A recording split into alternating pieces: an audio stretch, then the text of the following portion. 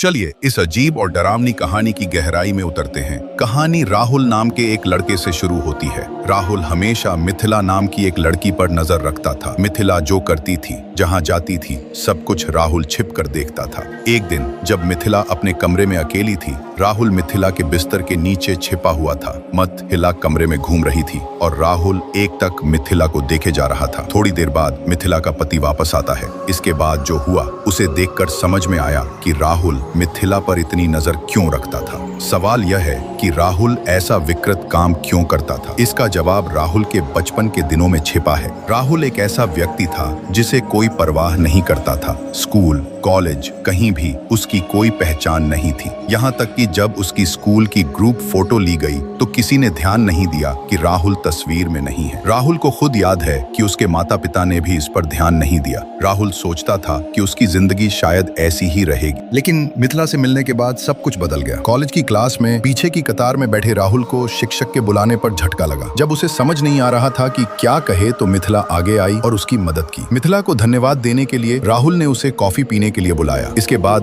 दोनों ने ढेर सारी बातें की। मिथिला ने अपनी पसंद नापसंद, पसंदीदा कपड़े, बैग, दोस्तों की गपशप, इन सब के बारे में बात की। राहुल चुपचाप मिथिला की बातें सुनता रहा, उसकी तरफ मुग्ध होकर देखता रहा। राहुल को एहसास हुआ कि ये ठीक नहीं है, इसलिए उसने हिम्मत करके बताया कि उसका शौक मछली पकड़ना है। अप्रत्याशित रूप से मिथिला ने भी इसमें दिलचस्पी दिखाई। राहुल उसे मछली देना चाहता था और उन्होंने अगले सप्ताह मिलने का समय तय किया। ये कुछ दिन राहुल के लिए ऐसे थे जैसे कट ही नहीं रहे थे। आखिरकार मछली देने का दिन आया। मिथिला को देखकर बहुत खुशी हुई। सूरज की रोशनी में वो और भी खूबसूरत लग रही थी। लेकिन एक दिन मिथिला ने फोन करके बताया कि उसे अब मछली पसंद नहीं है, इसलिए उन्हें मिलने की जरूरत नहीं है। इसके बाद से उनका कोई संपर्क नहीं रहा। 11 साल बाद राहुल अकेला रहा। उसे अभी भी मिथिला याद थी, इसलिए उसने एक प्राइवेट जासूस को काम पर रखा। राहुल ने मिथिला को ढूंढ निकाला, लेकिन उसे पता चला कि मिथिला की शादी हो चुकी थी, उसके बच्चे थे। मिथिला को देखकर लगा जैसे वो थक गई हो। उसकी आंखों में वो पुरानी चमक नहीं थी जो कॉलेज के दिनों में थी। सच्चाई जानने के लिए राहुल ने मिथिला के घर के पास एक दुकान खोली जहां वो एक्वेरियम बेचता था। दरअसल वो राहुल का निगरानी केंद्र था। राहुल ने दीवार पर मिथिला की तस्वीरें लगा रखी थी। टेलीस्कोप से मिथिला के घर की तरफ देखता रहता था। उसने देखा कि मिथिला बच्चों के कपड़े सुखाने के लिए बालकनी में जा रही थी। यहाँ तक कि जब उसने मिथिला को नहाते देखा तो राहुल ने तेजी से शटर दबाकर तस्वीरें ली। एक दिन मिथिला राहुल की दुकान के पास से गुजर रही थी। राहुल को उम्मीद थी कि मिथिला शायद उसे पहचान लेगी, लेकिन मिथिला को राहुल याद नहीं था। राहुल ने मिथिला को उपहार के तौर पर सुनहरी मछली का एक टैंक दिया। जब मिथिला देख रही थी, राहुल ने उसकी जेब से चाबी चुरा ली। ये थी राहुल की कहानी, जहाँ जुनून